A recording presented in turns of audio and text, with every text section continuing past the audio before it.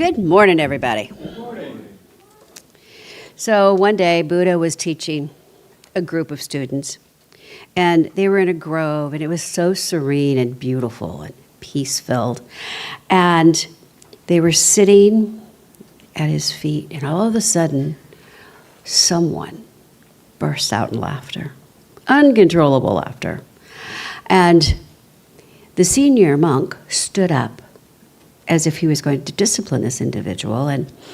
And Buddha just raised his hand gently and said, "Dear one, why are you laughing?" And the man said, "Master, I've been trying so hard to empty my mind, to be free. And just now I was watching this squirrel run up the tree and start chasing his tail. And I couldn't help but laugh because I realized that everything's okay in this moment. That squirrel allowed me to be in the present."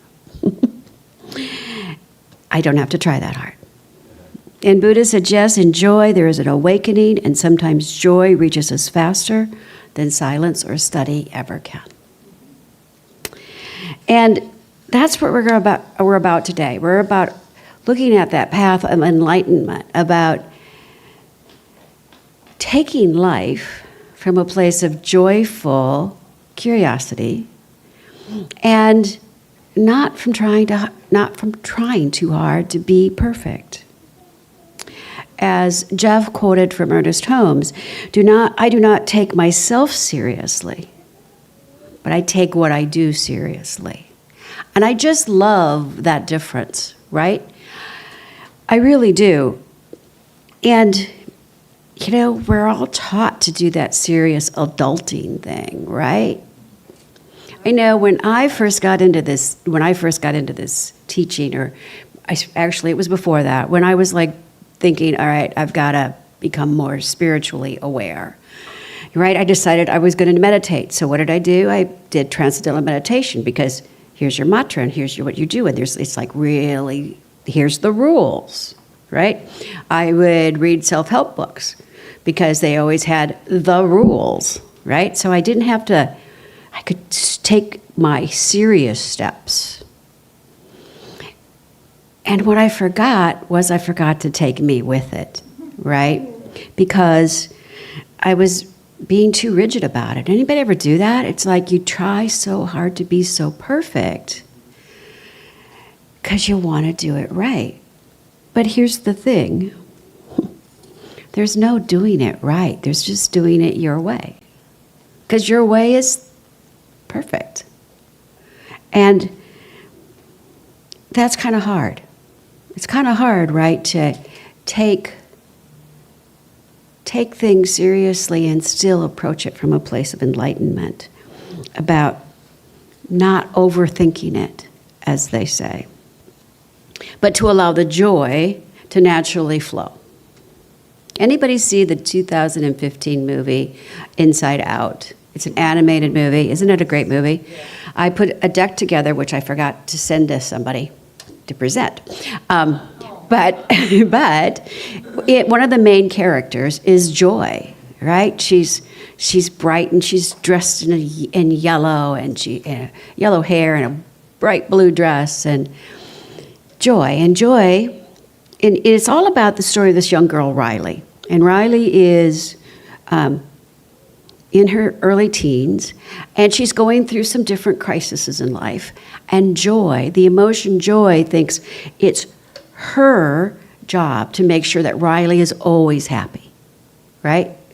She's not going to let sadness or fear, none of the other emotions get to show up without Joy trying to suppress them. But as the movie continues, the emotion Joy learns something really important. That sometimes when Riley is sad, as she starts to work through her sadness, Joy gets to express at a higher level, right? It's more of a natural dance than a one-step. It becomes a natural way to express joy through the sadness. And I love that because I think when we try to force joy, right? I'm going to fake it till I make it. I'm going to act as if everything's okay until it is, versus just letting ourselves sit with it, to be with it, and to dance through it, not so seriously, but joyfully. The absence of struggle is not why we are on our spiritual path, right? It's not about not being with struggle, because there is struggle in this human world. It's about being with the struggle and still being somewhat above it, observing it as we're working through it, and allowing that higher frequency to come in, that higher vibration. It's about choosing to be connected and transform, and in the process, growing and expanding our individual selves and our authentic selves. See, like in the movie, when we start to discover that power of joy is always within us, and it's always saying, here I am, let's dance,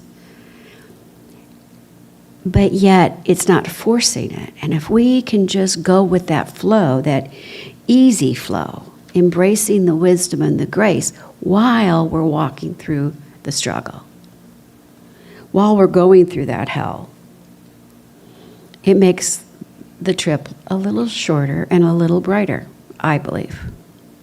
So Barbara Fredrickson did a research paper. It's called Broaden and Build. And she talks about how positive emotions like joy broaden our perspective and help us build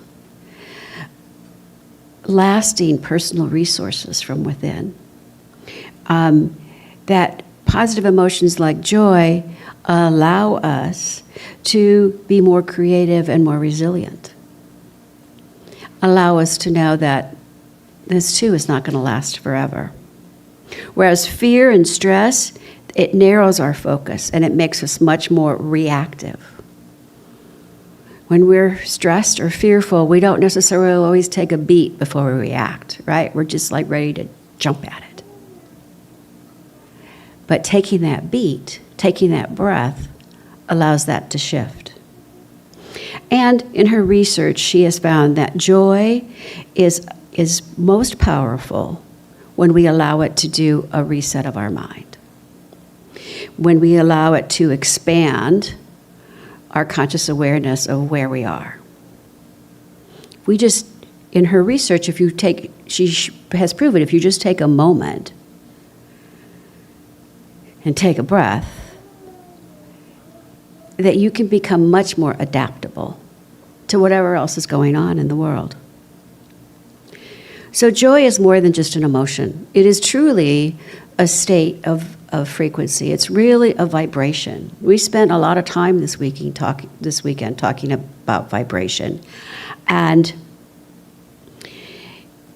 the higher the state of vibration, the more open we are to the goodness of the world.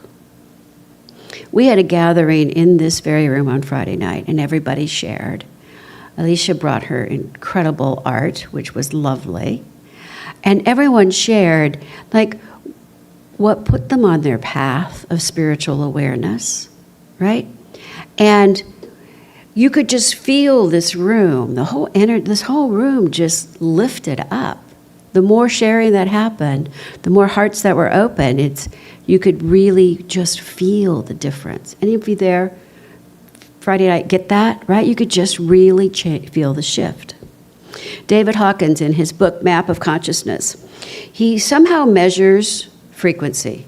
I don't understand how we went about doing it, nor do I really care, actually.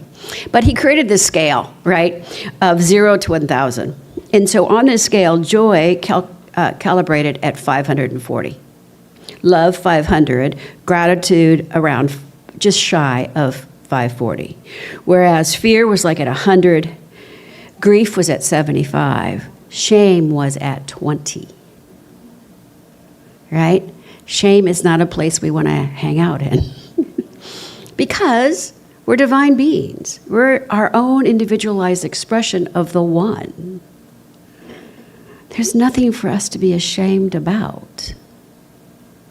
It's one of those ego things that we can just let go of. It's not so easy just to get rid of fear. It's not so easy to get rid of grief. And it's probably not that simple to get rid of shame, but man, if we all start getting rid of, shedding whatever we have shame around, just give it no energy, give it no attention, give it no voice. And then at some point, just turn it over. Turn it over to that higher part of you called joy and let it deal with it. Yes, we've been taught to be serious and goal-driven, and we have an idea of what those goals are going to be and how they're going to show up and how long it's going to take. And I can tell you at this stage in my life, it never works that way.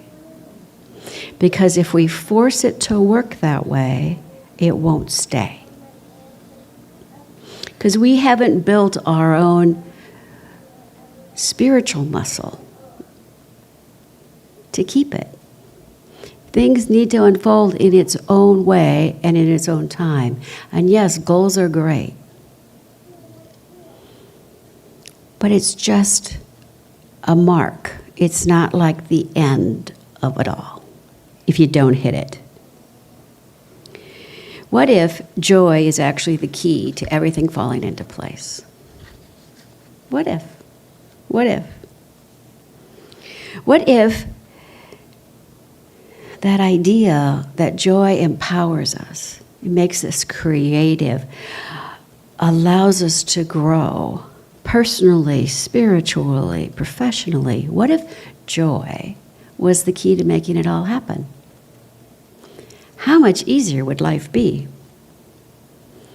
Passages from the Bible, Psalms. You will show me the path of love. In your presence is fullness and joy. At your right hand are pleasures forevermore. Do not grieve. Do not grieve, for the joy of the Lord is your strength. I have told you this so that my joy may be in you and that your joy may be complete. And that's just 3 of who knows how many references of joy in the Bible.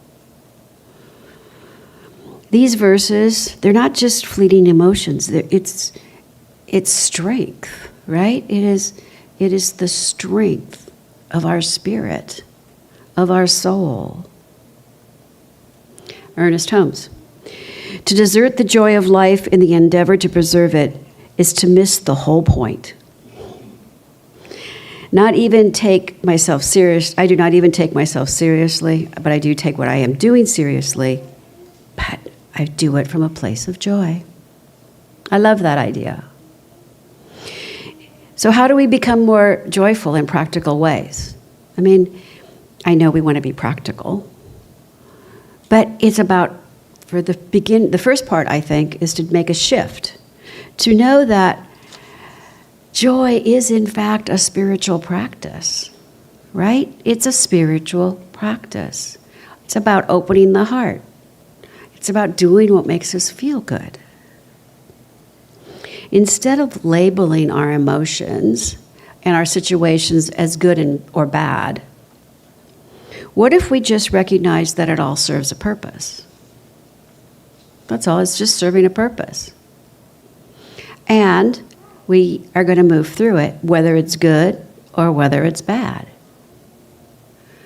So if we shift our perspective and rise above the issue at hand, be it a good one or a bad one, and if we just take ourselves up another level to that place of, let me look at this from a place of joy.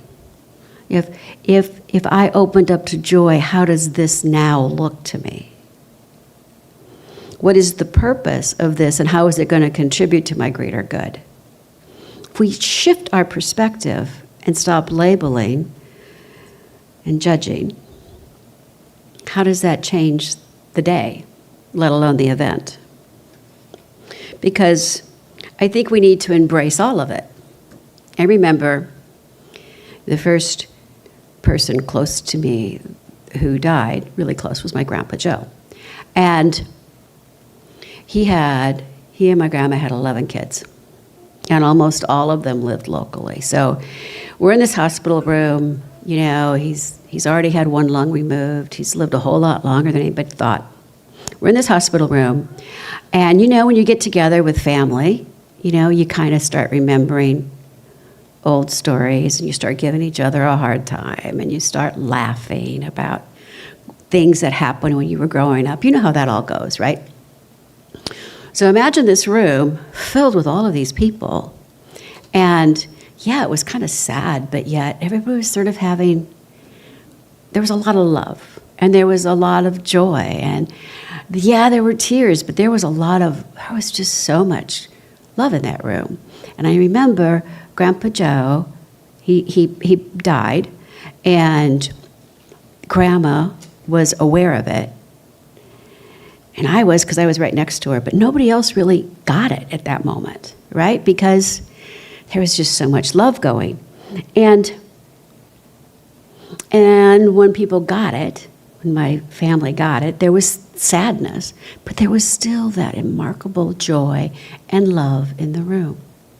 It was a perfect blend of how sadness opens our heart, and joy and laughter from that place of an open heart can truly fill the room. And to this day, I think, what a great way to go. You know, what a great way to go. Dr. Roger Teal, in his book, This Life is Joy, states, "The fullness of life comes from embracing every part of our being." Every part. And so we spend a lot of time on our spiritual path embracing the sadness and the grief and the struggle and what we call lessons, right? We spend a lot of time looking at what's not working and how do I bring spirit into this. But we don't spend that much time talking about love and joy and peace and celebrating that. What if spirituality is about celebrating that high frequency, that high vibration?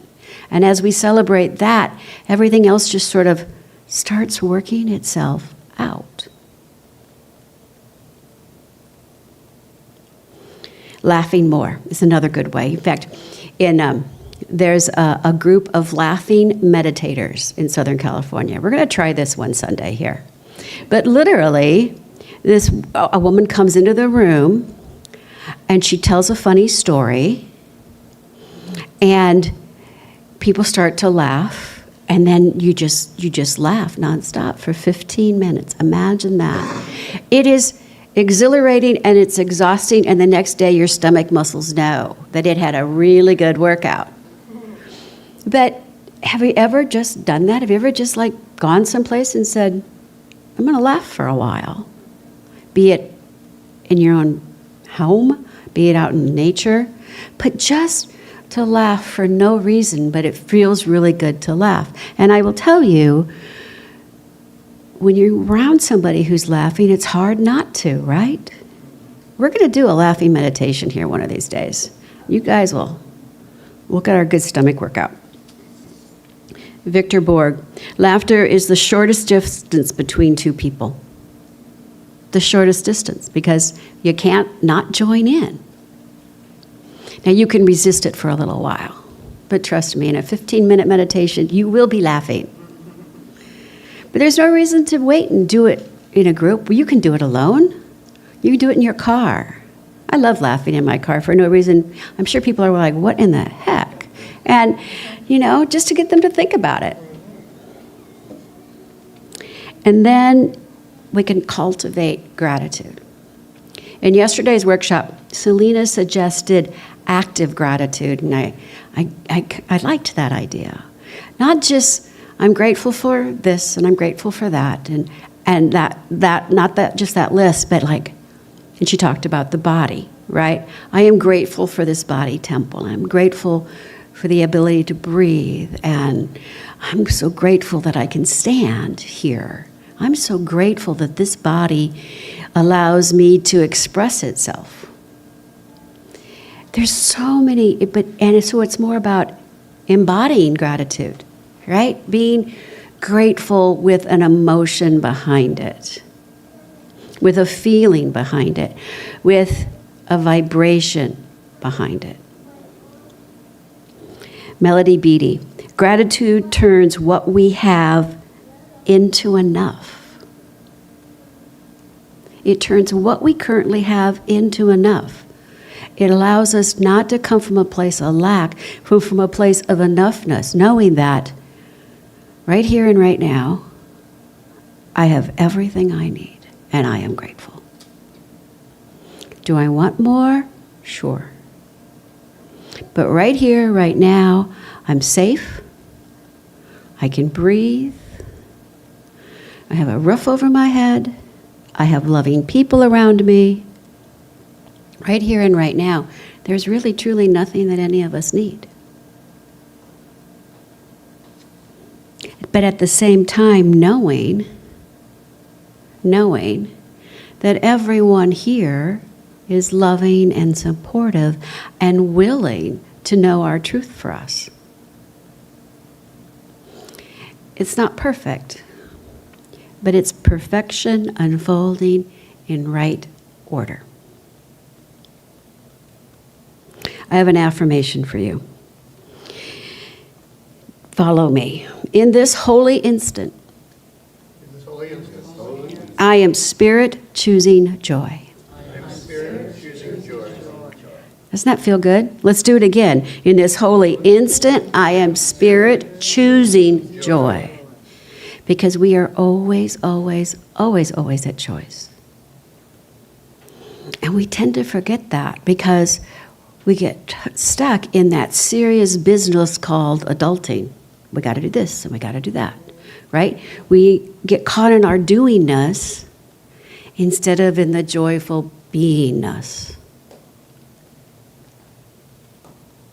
This week's assignment. Spend time every day just joyfully being. Just joyfully being. Laugh. Actively feel your gratitude. But most importantly, just choose to be the authentic joy that you are by birthright. I want to close with something from Dennis Merritt Jones in The Art of Being. You and I can never be closer to spirit than we are in this holy instant. We can only be more aware that we are already 100% spirit. And we do this consciously. We call it enlightenment. Joy. It's always available. Always available. And it is that gateway to that higher expression of who we're here to be. So, I joyfully close with a namaste.